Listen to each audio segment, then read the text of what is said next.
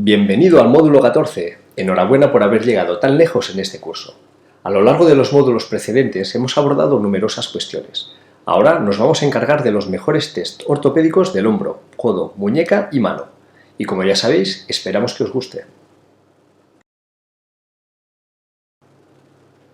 Un desgarro de tipo SLAP o lesión de SLAP se define como una lesión del labrum glenoideo, que es el borde fibrocartilaginoso situado en el contorno de la cavidad glenoidea. SLAP significa Superior Labral Tear from Anterior to Posterior, o desgarro del labrum superior desde la parte anterior a la posterior. De entre todas las cirugías del hombro que se realizan al año, el 6% son lesiones SLAP.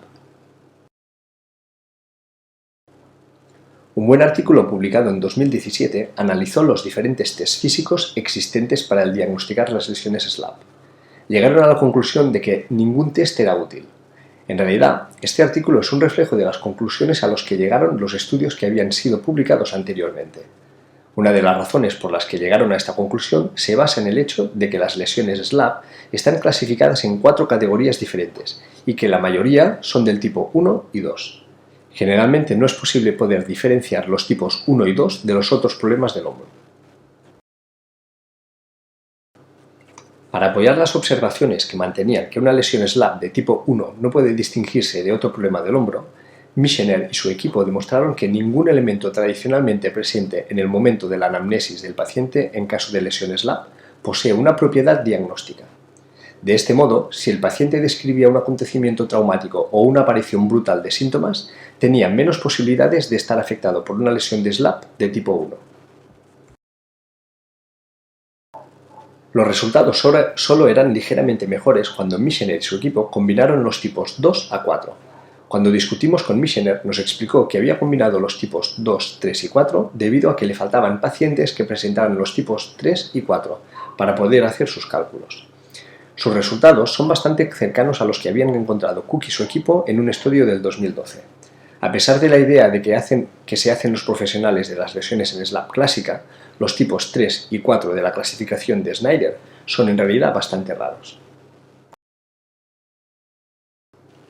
Tiempo atrás, Kim y sus colaboradores encontraron valores pertinentes con respecto al Biceps Load Test 2, o test del bíceps en carga. En su estudio, la mayoría de los pacientes presentaban lesiones de tipo 3 y 4. Cuando los equipos de O y Cook examinaron el test del bíceps en carga, los resultados fueron casi idénticos. Los dos autores llegaron a las conclusiones de que el test no tenía ninguna utilidad en el diagnóstico de lesiones SLAP de tipo 1 y 2. Para realizar este test, el paciente está colocado en decúbito, se coloca el brazo afectado a 120 grados de abducción y el codo a 90 grados de flexión y en supinación. El paciente debe resistir la fuerza que el fisio aplica sobre su muñeca. El resultado es positivo si se provoca un dolor en la parte superior del hombro. Teóricamente, cuando la porción larga del bíceps tira del labrum durante una flexión resistida, provoca el dolor. En el 2012, Cook y su equipo publicaron un estudio en el que examinaban las lesiones SLAP del tipo 1, 2 y 3.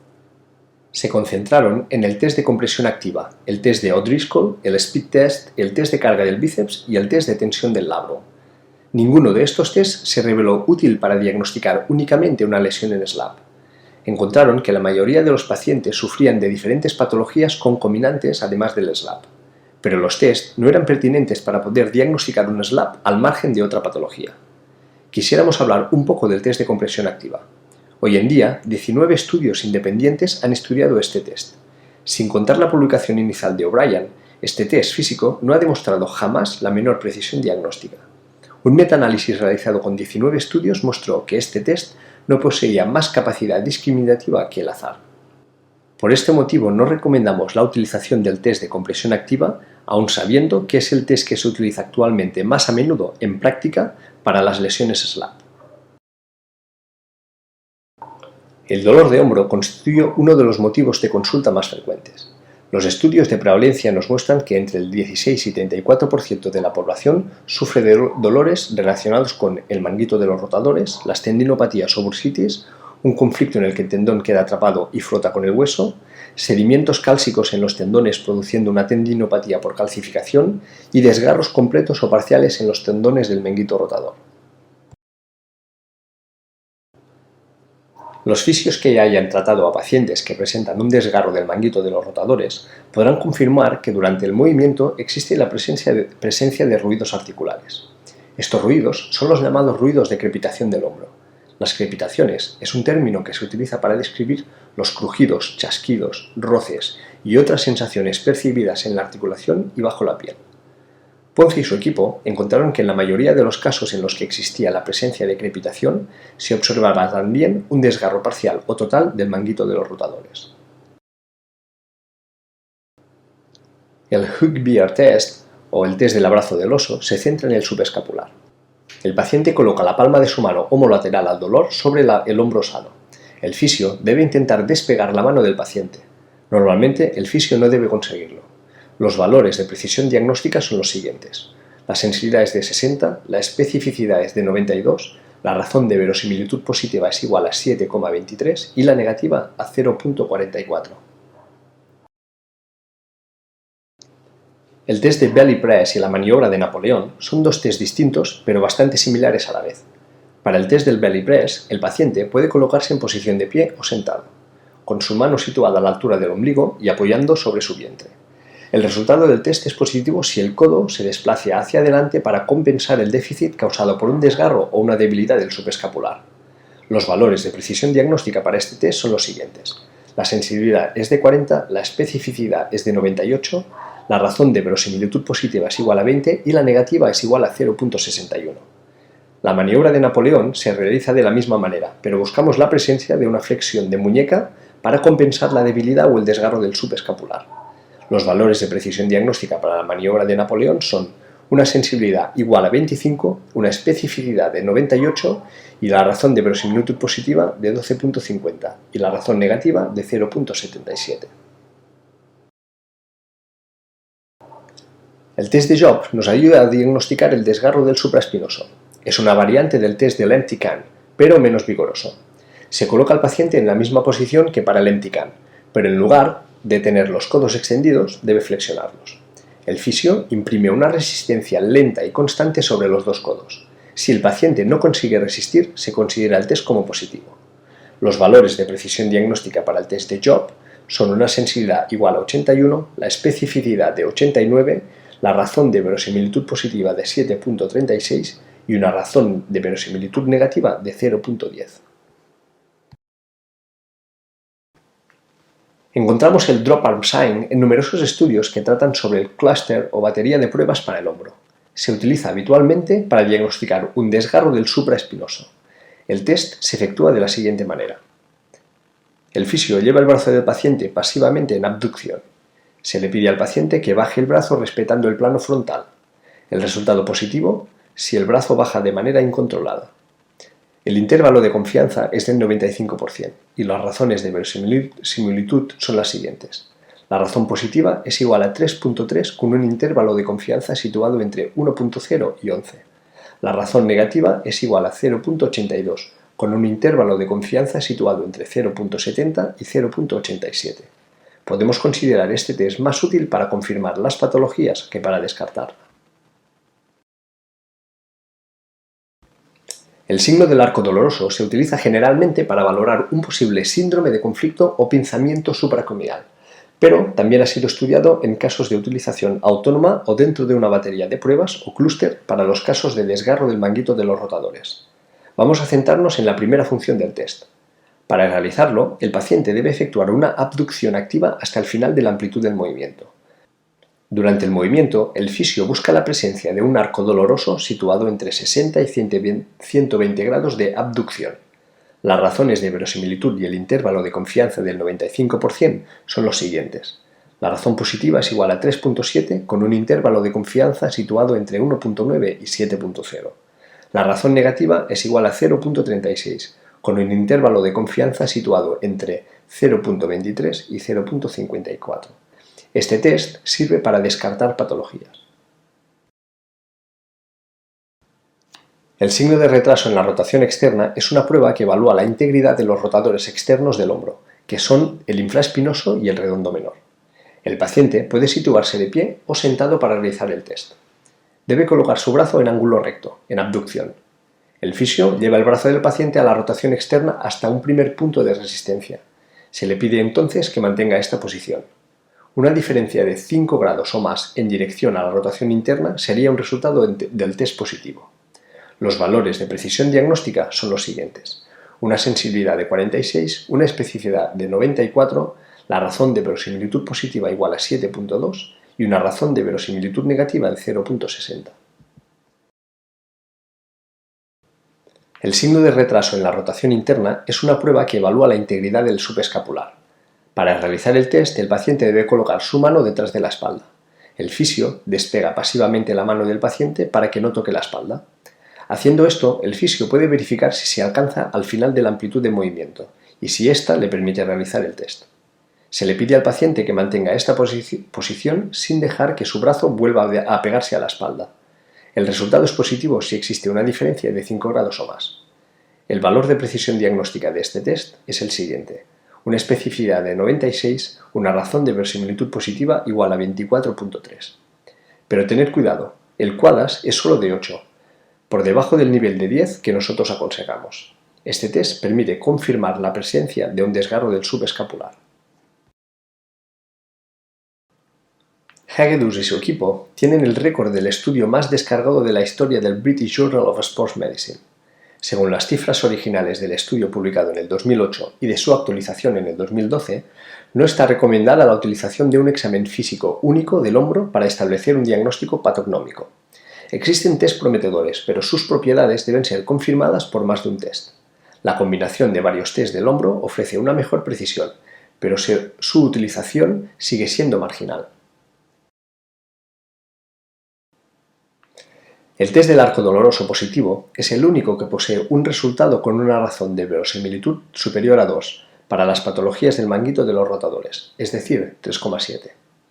El test del arco doloroso negativo posee la razón de verosimilitud negativa más baja, es decir, 0.36. De entre todos los test de fuerza, los resultados positivos a los test de retraso de rotación externa e interna nos dan las cifras más precisas con respecto a las rupturas transfixiantes del manguito de los rotadores. Sus razones de verosimilitud positivas respectivas son de 7,2 y 5,6. Un drop arm sign positivo posee una razón de verosimilitud positiva de 3,3 y permite identificar a los pacientes que sufren de una patología del manguito de los rotadores. Un signo de retraso en rotación interna negativa constituye el resultado más preciso para poder identificar a aquellos pacientes que no presentan una ruptura transfixiante. Su razón de verosimilitud negativa es de 0.36.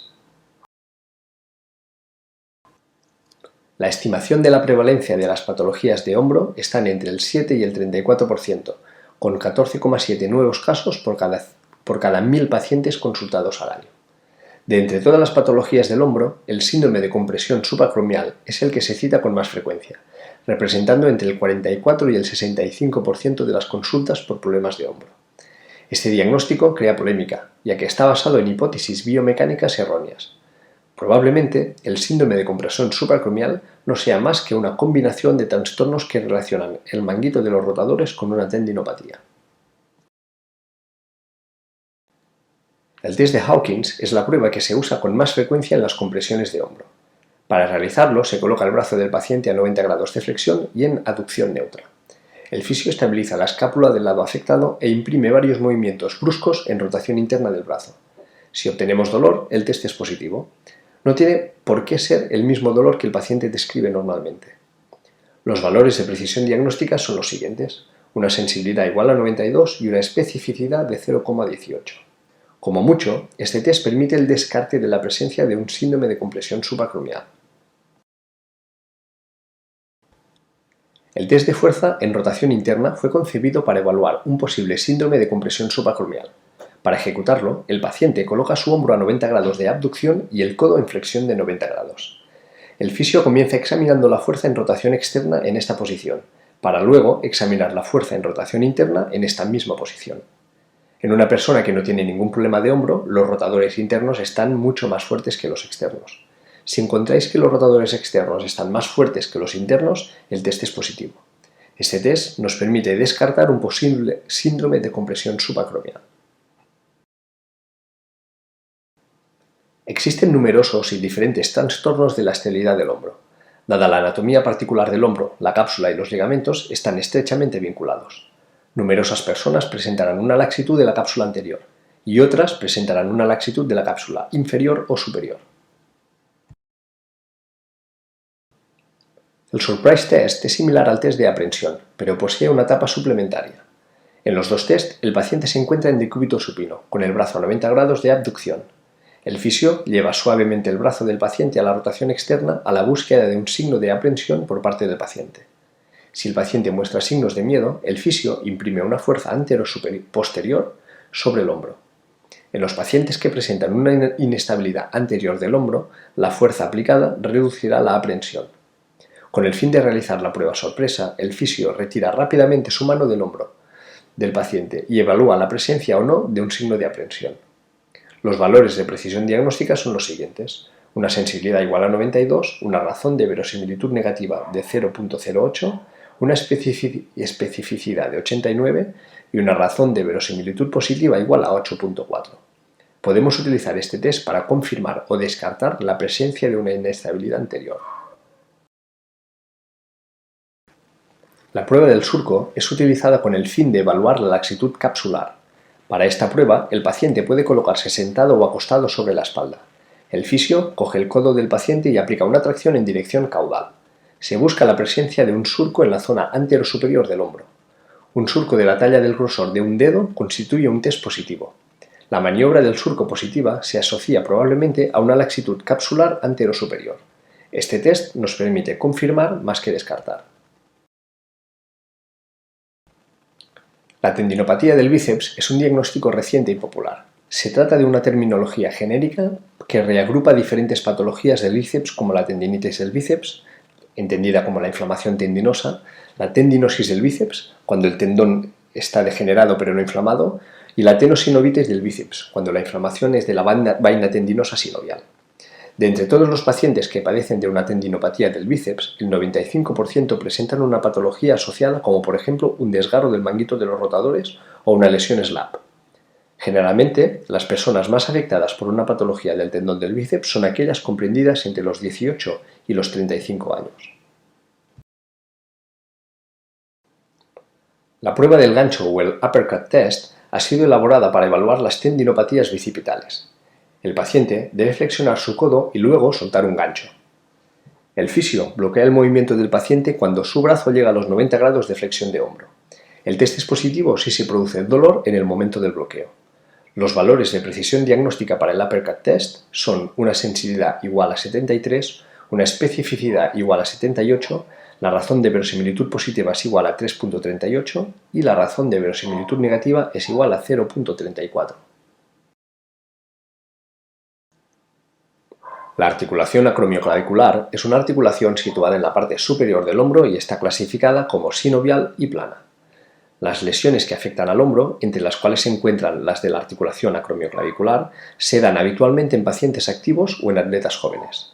Sin embargo, es frecuente encontrar osteofitos en pacientes de mayor edad con artrosis. Hemos incluido los resultados de la tesis de Angela Cadogan por su pertinencia. Globalmente, un gran número de estructuras pueden ser la causa de dolores referidos en el hombro. Entre estas estructuras podemos encontrar a la articulación acromioclavicular. Generalmente, el dolor irradiado se concentra entre el cuello y el deltoides. Cadogan no ha encontrado ningún caso en el que el dolor irradiado sobrepase la zona del codo. Por consiguiente, cuando busquéis la causa del dolor, si éste se propaga más allá del codo, no será de origen acromioclavicular. El test resistido del acromioclavicular sirve para determinar el papel de esta articulación en la producción de dolor. Se realiza con el paciente sentado. El paciente debe levantar el brazo hasta los 90 grados y colocarlo en posición de aducción neutra. El fisio bloquea la cara posterior del codo y pide al paciente que empuje hacia atrás, contra resistencia. Si aparece dolor en la parte superior del hombro durante el movimiento resistido, el test es positivo.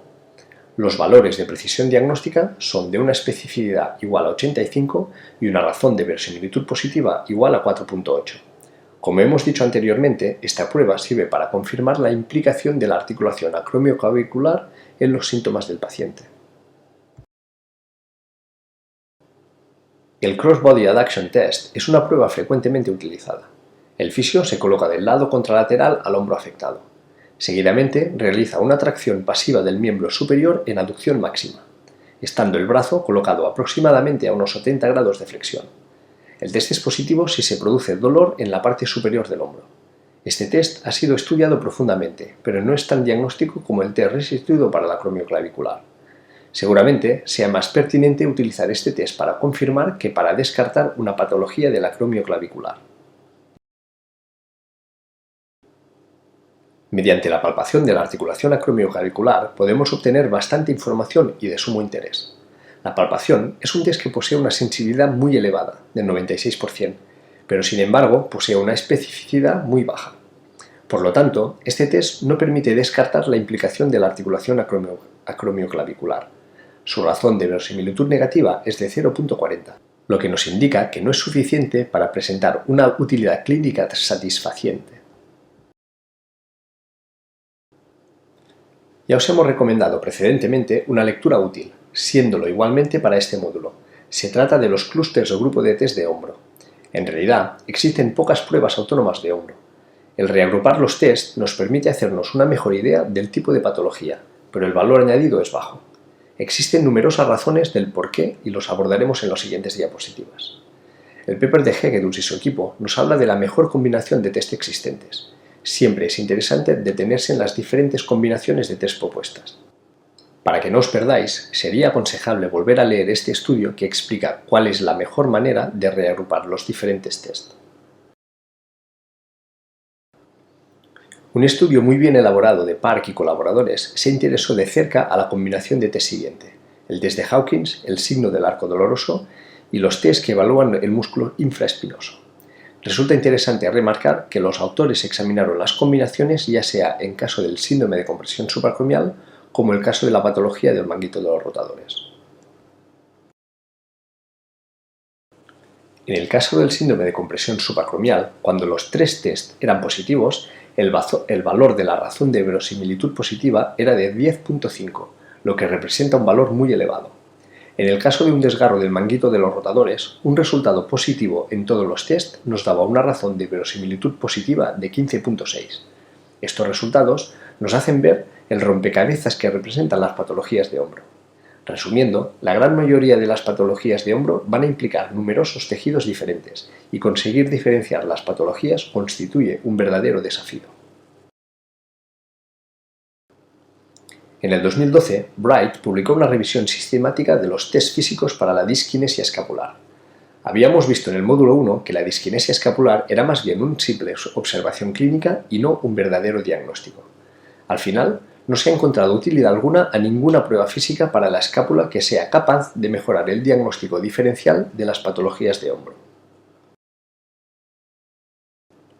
El test del biceps squeeze permite identificar una ruptura del tendón bicipital. Generalmente, las personas que sufren de una ruptura tendinosa van a presentar también modificaciones estructurales del bíceps, facilitándonos de este modo el diagnóstico. La prueba consiste en la compresión del cuerpo muscular con el objetivo de observar un movimiento de supinación y de flexión de codo. Estos resultados nos ayudan a descartar la presencia de una ruptura bicipital. Los valores de precisión diagnóstica son una sensibilidad igual a 96, una razón de verosimilitud negativa de 0.04. Si al realizar el test no observáis ni flexión ni supinación, podríamos confirmar la presencia de un desgarro bicipital.